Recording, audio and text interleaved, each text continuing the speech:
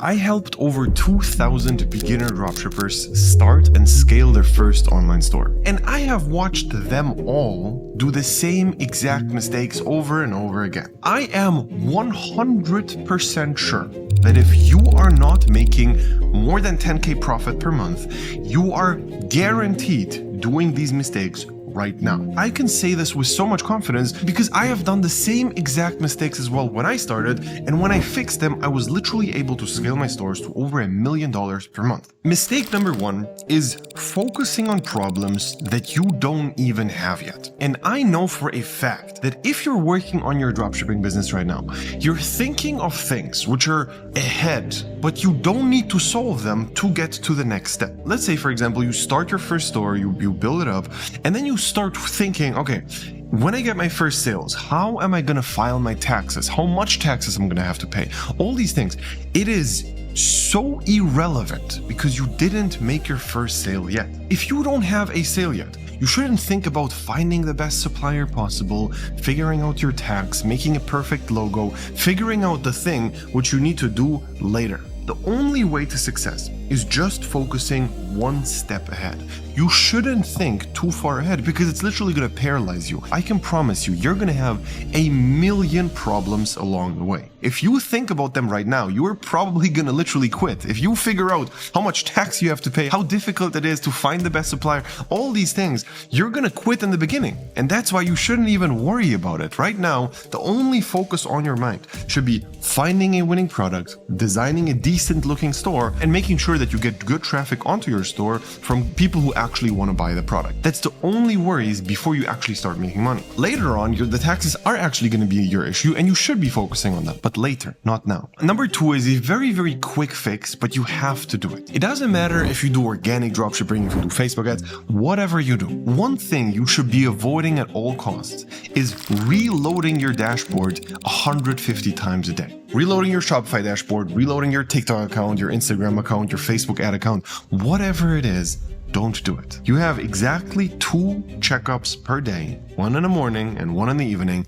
and that's it. You should not be checking your dashboard every 2 hours, hoping for a new sale or hoping for a boost in views or a better cost of purchase, whatever it is. You shouldn't do that. I have probably wasted like half a year of my life just refreshing fucking dashboards. And in the moment, it feels very productive because it feels like you're in action, you're doing something, but in reality, it's completely pointless and you should stop doing it. And this leads me to mistake number 3. It is feeling productive versus being productive. There is a massive difference between those two things. And the problem is that when you feel productive, you think you are productive, which is completely not true. How you should be judging your productivity is how much closer did you get today to making money. And the problem is most of the time you're going to focus on random bullshit and you're not going to get closer to making money. You're literally going to do everything except the money making activities. And one thing which is ruining every entrepreneur in the beginning of their journey is feeling good about themselves. Just because you woke up at 4 a.m. in the morning and you took a cold shower and then you sat in front of your laptop and pretended to work doesn't mean that you were productive today at all. The only thing which is relevant is the outcome. What was done today that made you closer to making money? If today there was nothing done, you didn't do anything. How many products did I find today? How many products did I test today? How much did I do for the current products I'm testing? These things are the relevant questions. And if you don't do any of these things, then you're not productive, all right? You're just pretending to be. So please never forget this. Researching things that you don't really need right now is not productive. Going to the gym is not productive to making money. Taking a cold shower, meditating, whatever it is you're doing, it is not productive except you're specifically doing product research, you're filming videos, you're testing products on Facebook, whatever it is you're doing. That's the only thing that even can be viewed as productivity. The next problem I see beginners do is regarding product research. It is selecting products that they personally like. If you see a product and you think, oh my God, this is such a cool product, I would love to buy this. I know so many people who would buy this. It is irrelevant, okay? Your opinion doesn't matter at all. It doesn't matter if you like the product. It literally doesn't. The only things that matter is it following your criteria? Does it check off all the boxes? And if yes, go ahead. If no, then don't test the product. And this leads me to the next point, which is jumping onto products before you're actually sure. You have to understand one thing. Overthinking is bad. However, in some specific instances, overthinking is really good. For example, testing a product. Testing a product has a very big opportunity cost, okay? It doesn't matter if you're doing organic or Facebook. If you're testing a product on Facebook, you will lose money if it's a bad product. If you're testing a product organically, you're going to lose a bunch of time if the product is bad. So in both cases, you will lose something by testing the wrong product. So you need to make sure that you're testing the right ones. And to be able to be sure, you need to do more research than you think. It's way more work to find a winner than you actually are expecting. When you find a product that you like, you need to put it through so many filters and so many criteria to actually make sure that it is a good one, okay? Especially if you're just choosing by yourself, you have to be very, very picky because the opportunity cost of testing the wrong one is so much higher than waiting a few days more until you test the right one. That's one of the very direct reasons on why we have so much success in our programs. It's because we're picking products for our students. So if you are in our program, you just send us a sheet with all the products you find and we look over that and we tell you which one is good and which one is bad, which just takes out all the opportunity cost of testing the wrong ones, and it's massive. The next mistake I see people doing, underestimating the volume they have to actually put in. It doesn't matter what you're doing, organic, Facebook, whatever it is.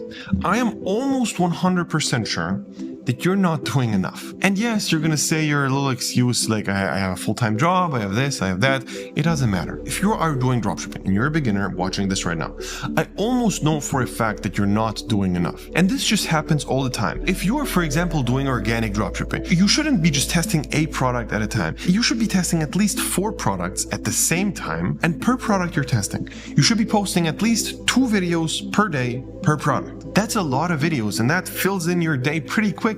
Now, if you're doing Facebook ads, the golden number is testing 5 creatives per day once you have something going. To find a winner on Facebook, you have to test a bunch of products. So you just need to understand that the numbers need to be stacked in your favor and not against yourself. And most of you guys are just extending your learning curve by so much because you just don't do enough. You have to understand the timeline in between you right now and you making 10K profit per month is not the time in between. It's how much you do. It's about the volume. So if you do double the volume, you're gonna get there double as fast. This is in direct proportions. The more you do, the quicker you're gonna be there. Most of you guys are just half-assing dropshipping. You don't take it serious. And I'm not saying you should do it full time. If you have a job and you have to either sustain your family or you just have to live off something if you don't make money with dropshipping yet, I get it. Keep doing your job. I'm not saying to quit your job before you make money dropshipping. What I'm saying is your life has to be structured around your dropshipping business. And what this means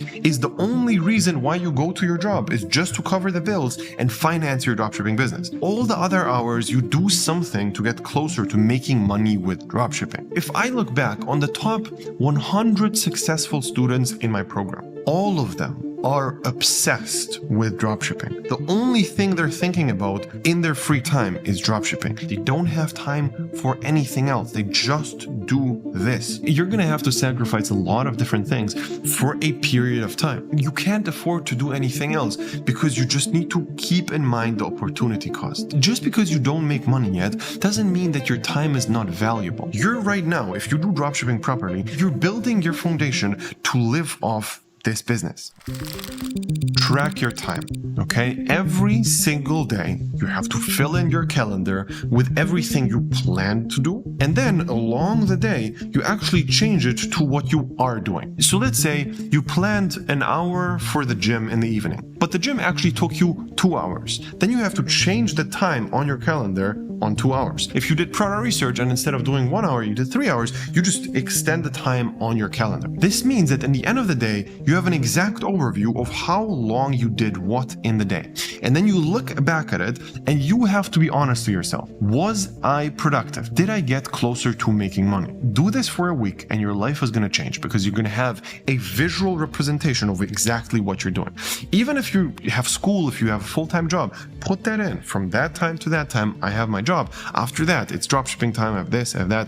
Your life has to be structured. Before you go to sleep, you need to know exactly what you do the next day.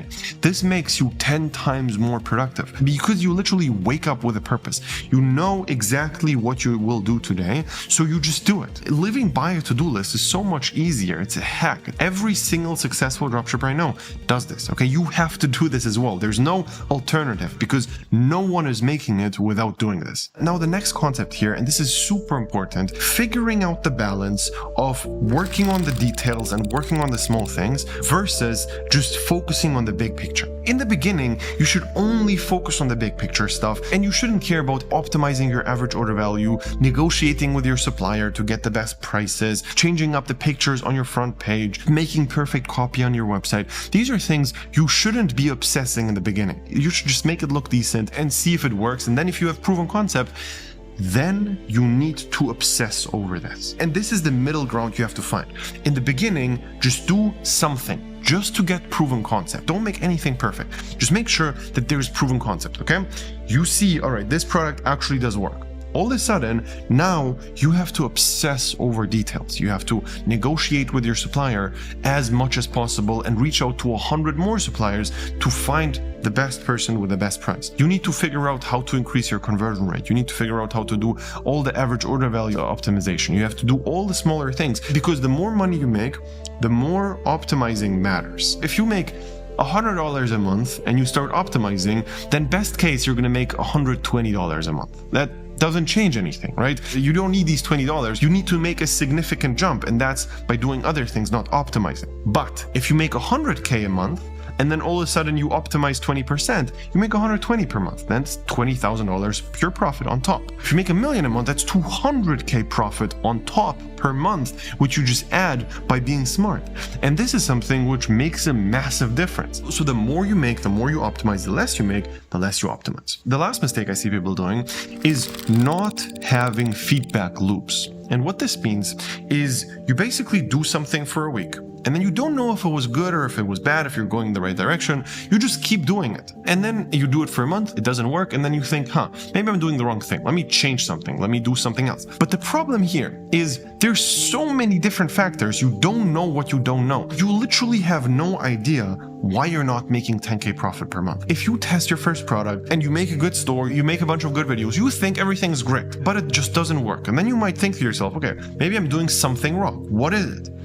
You can't identify what the problem is. You don't know if the product is the issue, if the algorithm is the issue, if your videos are the issue, if your store is the issue, if your price is you don't know. You're just guessing. And then you're just going to change one thing. Let's say you change the product to another product.